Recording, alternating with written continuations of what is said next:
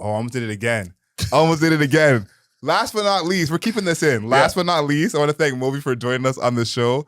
Love to have my brother here, and I pronounced his name wrong several times. So if you catch him in these streets, it is Mauvey, not Mauvey.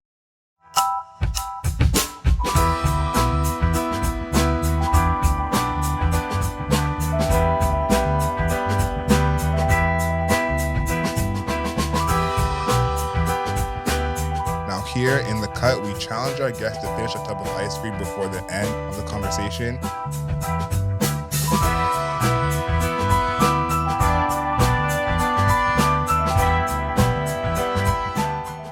Good morning, good afternoon, good evening, and good night. My name is Adriel Smiley, aka Adriel Smiley Official, aka AdrielSmiley.com, aka The Godfather. Here in the cut, we challenge our guests to finish a tub of ice cream before the end of the conversation. Are you kidding? If you want to hear the Cool Table live, you can listen every Wednesday at 11 a.m. on CJRU, 1280 a.m. in Toronto. We have a return guest for the first time in person. I feel proud to call him a friend of the show, Mauvey, in the building. First of all, I didn't know that you had to finish a whole tub of ice cream. The challenge. But you tell me this right now. I could have been halfway through it by now. But hello. Hello. Tell us about the flavor that you chose. To be honest with you, I can't really remember, but it was apple crumble. Mm-hmm. I'm tasting some of that. Premium vanilla. Some caramel in here. I really like salted caramel. If there was that flavor, which there wasn't, so that's kind of your bad. But I would have picked that. But I liked I thought the apple crumble might give me a little bit of little juice, something different.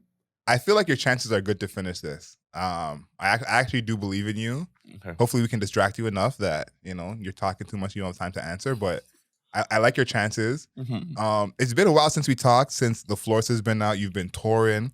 Before I ask you about The Florist and your tour, you had this quote that I thought was interesting because I never heard anyone else say this. And maybe people feel this way, but it's never been said. You said you like playing music in front of people who don't know you. Tell me about that. I like playing music in front of people who don't know me. Mm-hmm. Mm-hmm. Yeah, I mean, to be honest, I think there's an opportunity we have to being musicians. Mm-hmm. It's so unique.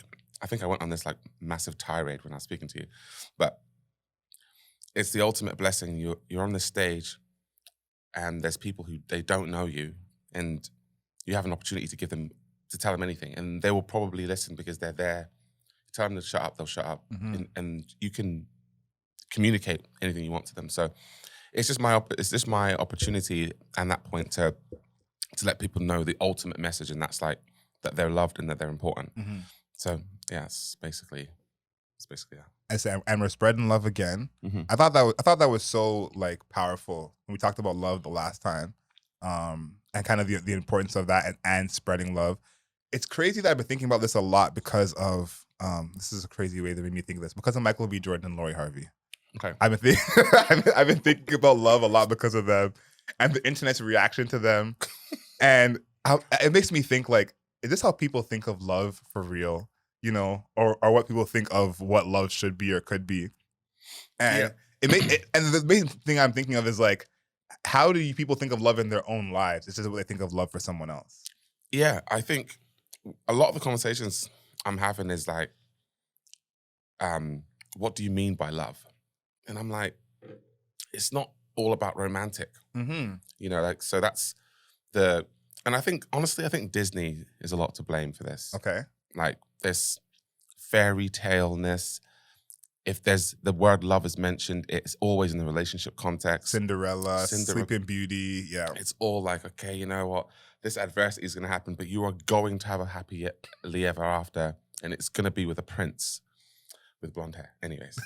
But, I think love is, I think the highest form of love is friendship. Mm-hmm. And then, right below that, but almost the same is just respect. And when you understand how important you are, then the chances of you respecting someone else and something else is way higher. Yeah. And I think too, I had to talk with someone about if they believe in unconditional love, Mhm. which I never thought of the idea of someone not believing unconditional love. That's just like how I was raised. That's something I believe in. And it's funny that there's all these like parameters on it of like, Thank you. and this is like, listen, the internet is undefeated, but me and the internet are gonna have beef. Okay, you're gonna have real beef because this whole group of people who's like, if you look at me wrong, I won't love you. If you do this, I will love you. And I think forgiveness is a huge part of love.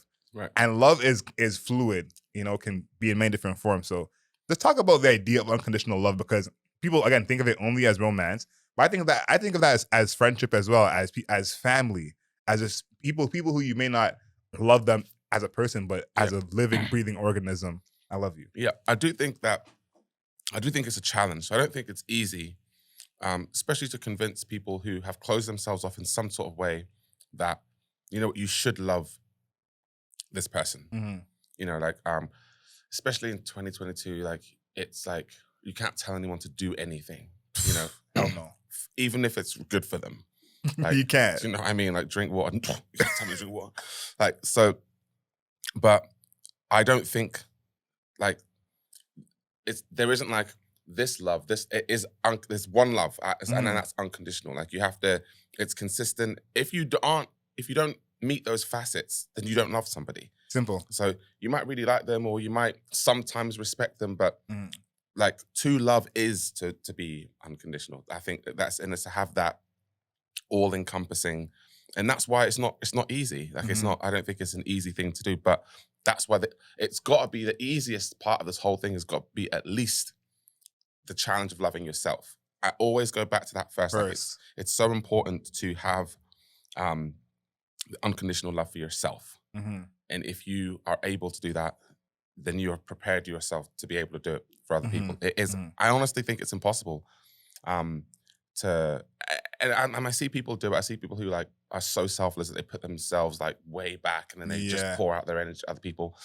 That's a thing, but I think that their plight, their work will be way more comfortable if they can acknowledge themselves. Yeah. And I was one of those people for sure, like putting everyone above me, thinking that was the way to move, being selfless. But once you really realize that missing part within yourself, it's like something goes off in your head and you're like, oh, right. I need that. And the thing is, honestly, it's just as, in fact, your ability to love others and do more for others increases if you have that respect for yourself. You're able to give people your best. If you're giving someone everything all the time and you're run down, you're actually not giving them your best. You might think that you are running yourself into the ground, but if you loved yourself a little bit more, then you would actually have the capacity. You have more to give. More to give. Yeah, no, 100%. It's actually really easy. Like, I've just sat here saying it's not easy, but it actually is not that hard, really, to the being that you are yourself, that you look in the mirror to every single day, that, you are alive, you wake up. Why go through your life like hurting yourself when you could just choose to love yourself? Like it's actually not that hard. And what I see a lot is that people are more capable of it than they realize. Because it's like you have a friend who has a baby and the newborn baby is born. And you love that baby, whether it's your baby, you're the godparent, you love that baby for the simple reason of them being born. They've done nothing to help you. Yeah. They've puked on your kicks. And they've done you have no reason to love them other than the fact that they're born. But you hold on to that love and you love them with all your heart, regardless. And it's like you were a baby at one point. Right. Treat yourself with that same kind of respect, but it's not as easy, it seems to people in their head. But you're right. It should be something you could be like, listen, it's me. Yeah. I love me. That's what it is. Yeah. And I guess just to close off, I don't want people to think like, in me, I don't want people to think I'm bullying them into loving themselves. I think that's what people be thinking. Like that's what I'm trying to get across. that's what I want them to think. But it's like there is an urgency. It's the world that we're living in, we are destroying it and destroying each other. So there is an urgency to choose love, and there is an urgency to and the only way that if you didn't have to love yourself and this world could be a better place without you loving yourself, then that's what I would be pushing. Exactly. But it's only through this. There's no other way. Like you have to understand your importance. That people are like, I'm like just this tiny human on this rock, and it's such a small, tiny rock. It's like it's less than a grain of sand, and compared to this, I mean nothing. Like, and I'm thinking to myself, like I was talking to like a So Far Sounds crowd the other day, and I'm like, this moment right now, even the moment we're having right now, will never be replicated. We could do this meeting tomorrow. We met a couple days ago. Yeah. Every single meeting is more rare than being struck by lightning. Like every moment. So, and it's pretty rare to be struck by lightning. So how unimportant are you that every single meeting, every second of your life is completely unique? Therefore, you are completely unique. Therefore, don't talk to me about being tiny and insignificant. I don't want to hear it. Like you are literally unique. Treat yourself like you're unique. Simple. Yeah. I like that we started off with some gems. That's always we like to get down on the cool table. Tell me about the tour. You've been, doing a lot of shows the past few months. Let's tell me what that's been like. Yeah, it's been magical. It started off in Austin, Texas. South by? South by. Got my cowboy hat out. And it was it was really good. I played 5 showcases, and it was just it was nice. I'd spent a while like curating the looks for it, and so it was just nice to kind of play something like that. I've always wanted to play South by, and for it to be like the first set of shows of the year. I played 5 different sets. I kind of really just went all out, and that was Then I went to England, and actually before that I opened up for Snotty Nose Rest Kids. Oh geez. In their hometown show at the Commodore in Vancouver, and it was like I felt like I skipped steps. Like I went from like I played like some smaller shows to like the Commodore, and it was like super sold out. And then the week after, I opened up for Easy Life. Oh wow. In Vancouver, and then my tour was like the 2 days after. I played Great Escape Festival in the UK, and then I had my UK tour. So it's just been really good to get out there. I think the thing that I can offer, the best that I can offer is live. I put the most energy into that, and it's a place that I can communicate so directly with people.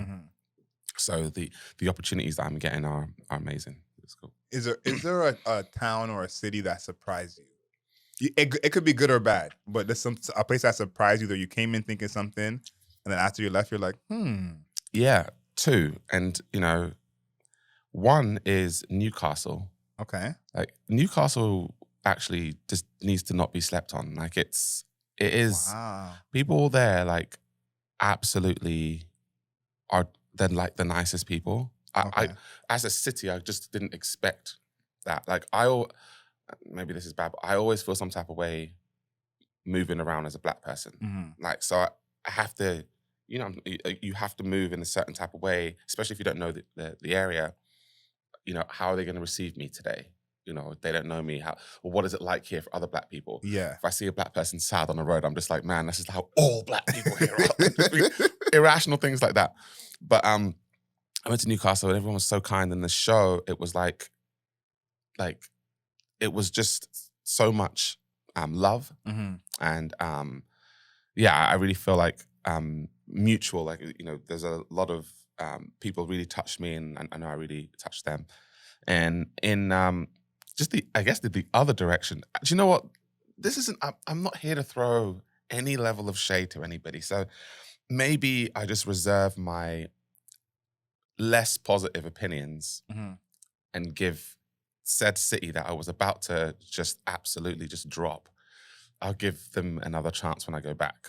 I was going to say, we could frame it as a needs for improvement, when I show up next time, you guys got to do better. Yeah. I feel like I need to command more in the way of like being Ed Sheeran before I say stuff like that. Yes. So I'm saying, like, yes. He could be like, hey, whatever city, when I come there next, you better be there. You better all have signs. Yes, And all have tubs of ice cream or else. And then and he would be completely within his rights. I'd be like, okay, Ed, I'll do it. Yeah. If you do that, they might just not show. They'll be like, okay, bro. Like, so yes. Okay. Some places, I think, they just need to, you know. Understood. Yeah. Understood. But overall, phenomenal. I mean, there's people, that's all I can ask for. I had the opportunity.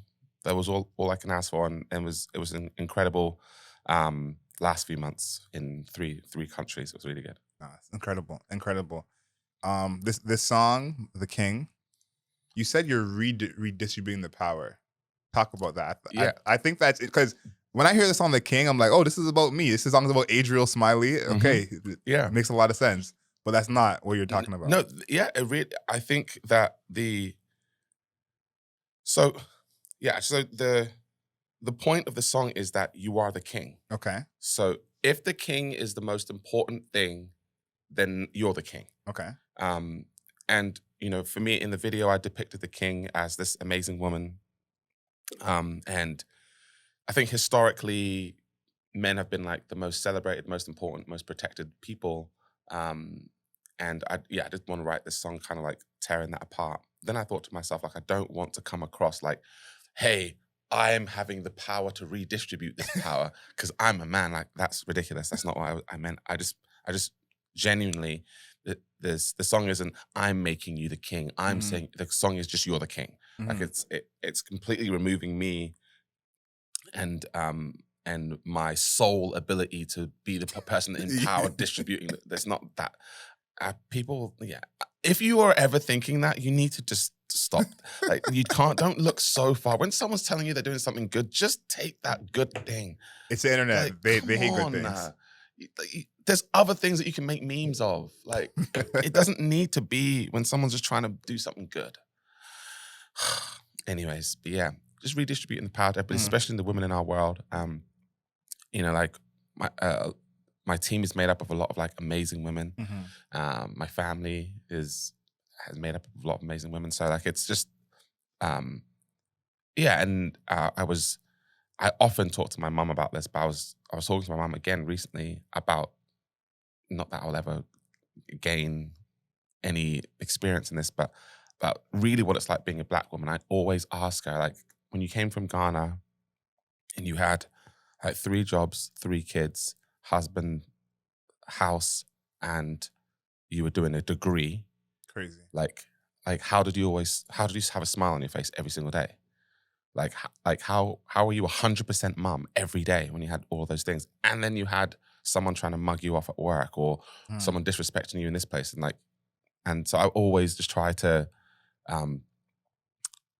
like learn as much as I can about just the normal journey. My mum won't say anything to anybody about her struggles or what she's been through. But that's just one example of like all of them. Yeah. Millions of people. So so I think that if so for someone like my mum, she needs to, when she wakes up and looks in the mirror, she needs to tell herself she's the king. And it's only the king because the king has been the most important. Yeah. Like if the queen was the most important, historically, I'm not saying that they aren't, then the song would have been called The Queen. Exactly. So. Yeah, no, I like that because it's like, we have to acknowledge that, you know, that they still do put the king above the queen. Yeah. You know, as much as we love to call them queens, people still put the king above the queen. So you're being like, listen, this is not that. Yeah. Right at the top where they're supposed to be. And what you said about like having that like smile on every day and not even, that is like a skill of all skills, man. That's like that's royalty. Like that's like, you know, and it's also like this innate, like I'm my mom in general, I mean in specifically, she knew that she had 3 Black children who were growing up around the same thing. So there was certain things that she had to be for us. She didn't have to do anything, but she was. Yeah. And no one was giving her a medal, and she still was doing it. You know, and then, you know, I see my sisters now being at such a level of empowerment, like, you know, and then now my niece like is growing up with a raised by a woman who was raised by like a superhero, like, you know, so Basically, yeah. yeah, it's really cool. Nah, I think like, especially seeing how like my brothers and my cousins are, it's like it's almost impossible for you not to have some kind of special thing about you when you're raised by someone like that. You know, even and like what really hit me when you said that is like you noticing like she had all those things going on. There's like a long time when I was just not even noticing that my mom was doing all this stuff. You know, Right. I remember this happened when this take your kid to work day, and my mom was basically in charge of her whole office, and she literally pointed at everyone who made more money than her, and she was like, he makes more money than me, he makes more money than me, he makes more money than me. And I sat there for hours, and everyone came to ask her what to do. It was like she was a principal. Right. And I said, if this was me, I'd be pissed every day. And I only heard about it because I was there. And to think that she was carrying that and Every you know day. just chill is like, you know, Yeah.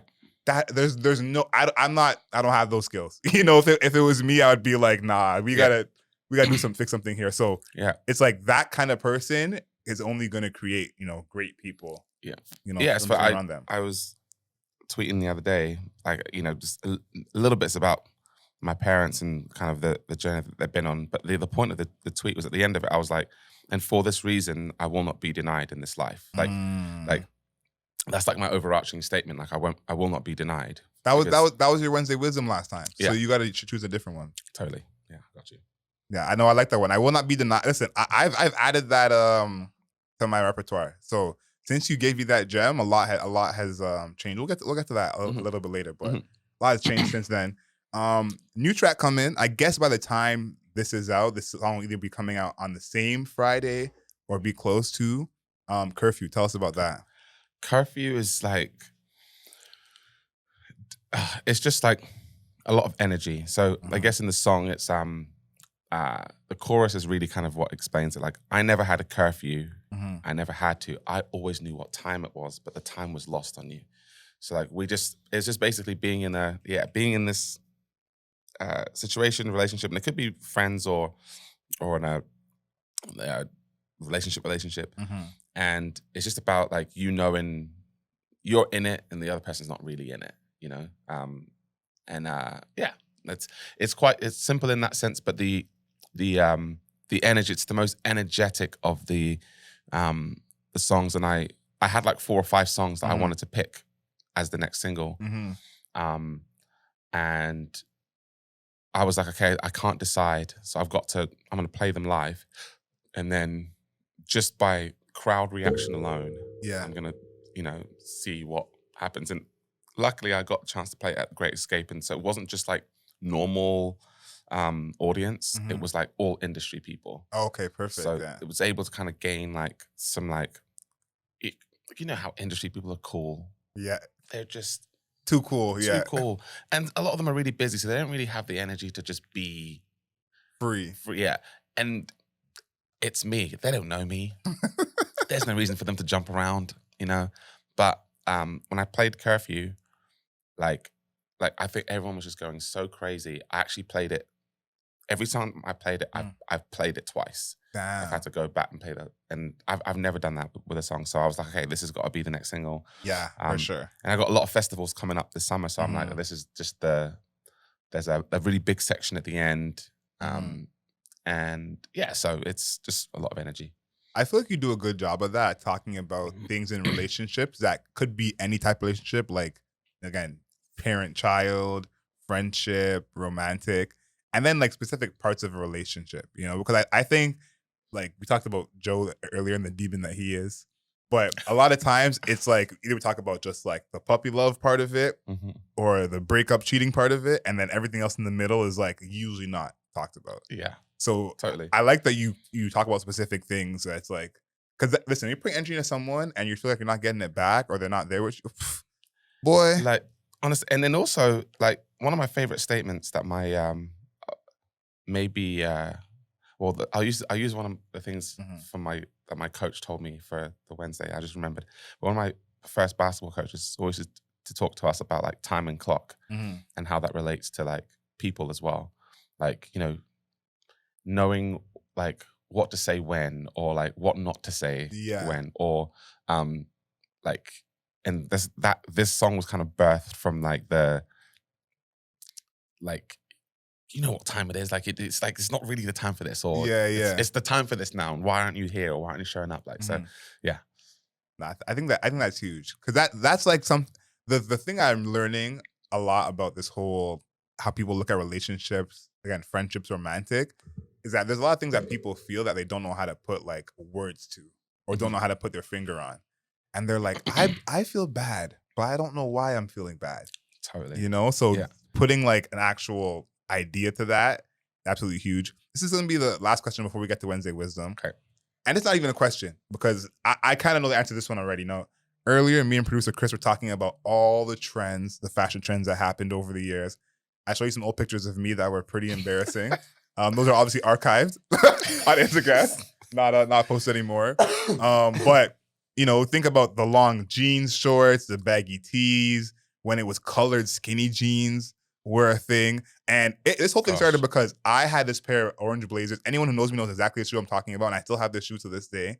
And they were my best shoe by far. I had a bunch of dusty kicks and then this orange pair of blazers. So anytime I went anywhere nice, I had to wear orange, because it was the era of matching your shoes with your shirt. Totally. So everyone was like, this dude just loves orange. But that was the best I had. Was there any like fashion trend back in the day that you like took part in that you probably shouldn't have? First of all, I'm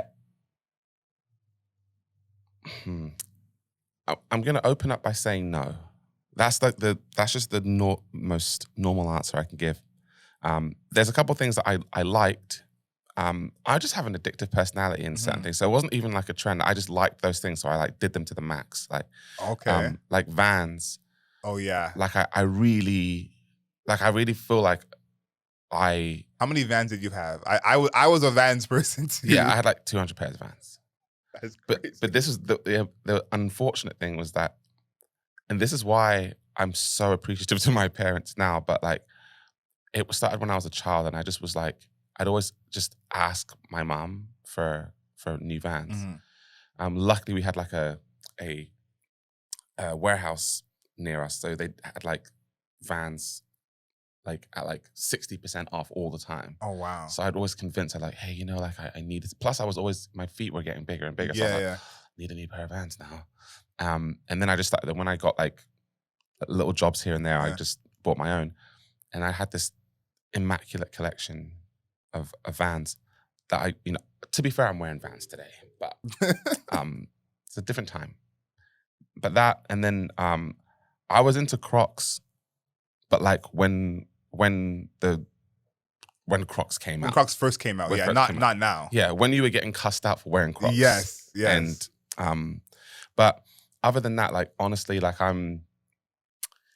you know, I thought about like, oh, I'm gonna sound so arrogant if I say this. Then I thought to myself, like, it's just the truth. Like I can't follow the trends, and maybe because at the time I thought they sucked. I thought like super oversized stuff, like that wasn't like purpose. It was just like 4 XTs on someone who needs to wear an extra small. Like it's not, it's unacceptable.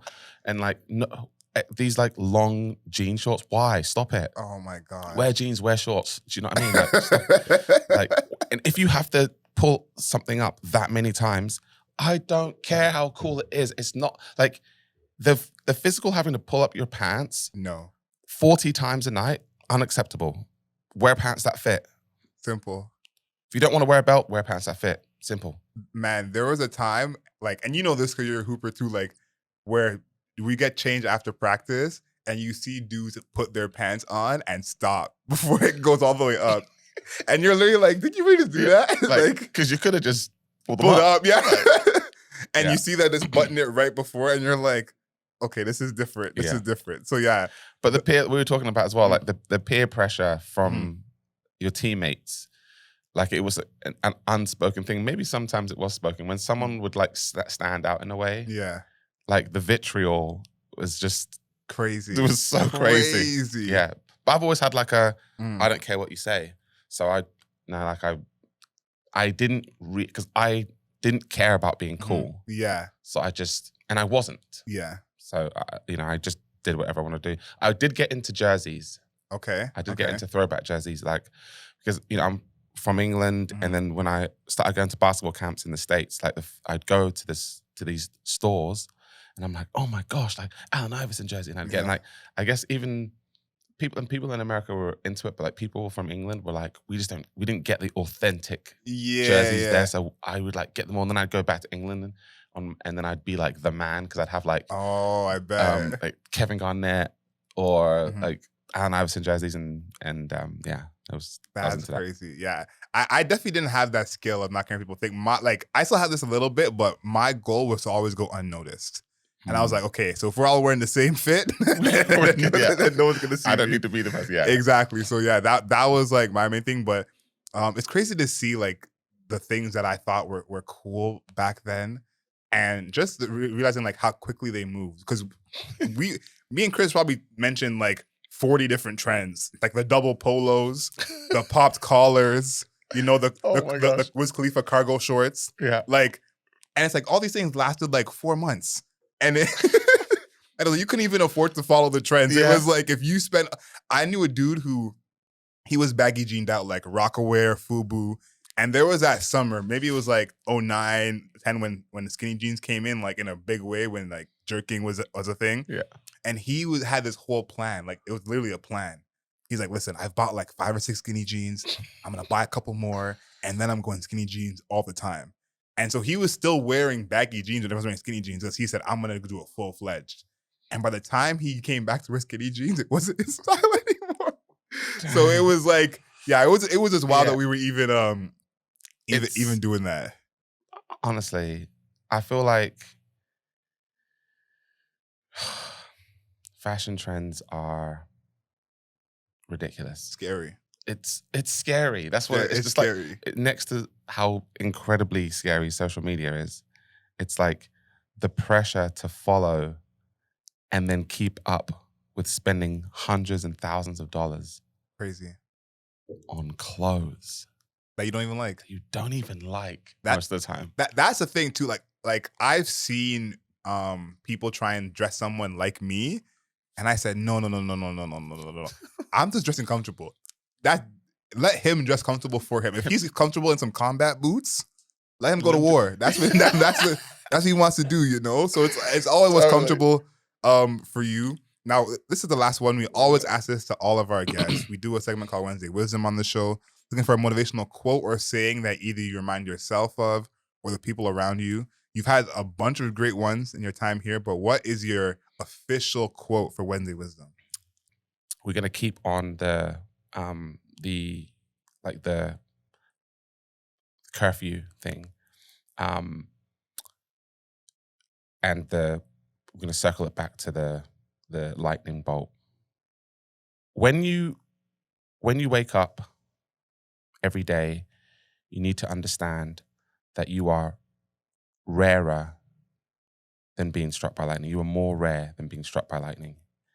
Every second of your life is literally unique.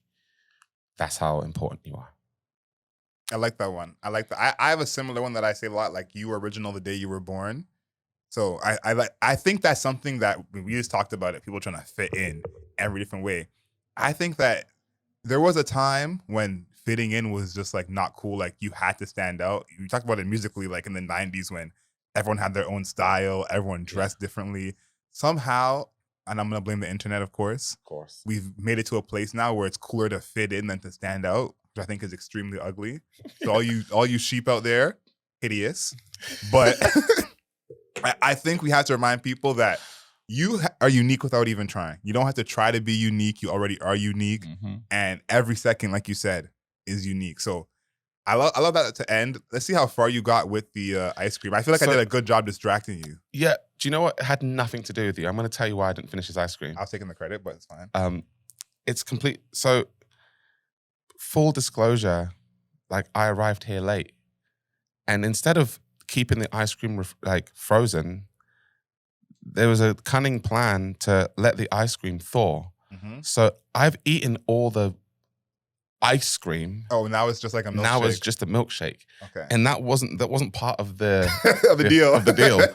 So technically, I finished the ice cream within the time, and there's about half left, but it's just straight up juice right now. Okay, that sounds with really bits nice. in it.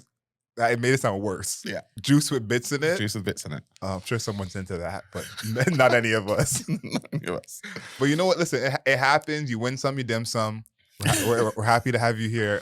It's been a pleasure having you on the show. Yeah. Yeah, it's been happy that you could actually come in person because we had a great talk the last time.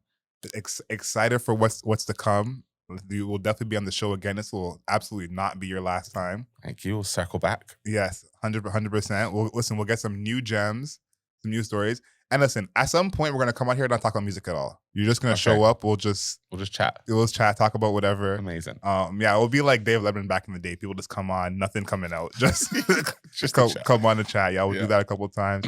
If you've made it to the end of the podcast, go ahead and subscribe to us. Apple Podcasts, Spotify. Leave us a rating and a review. 5 stars, not a single star less.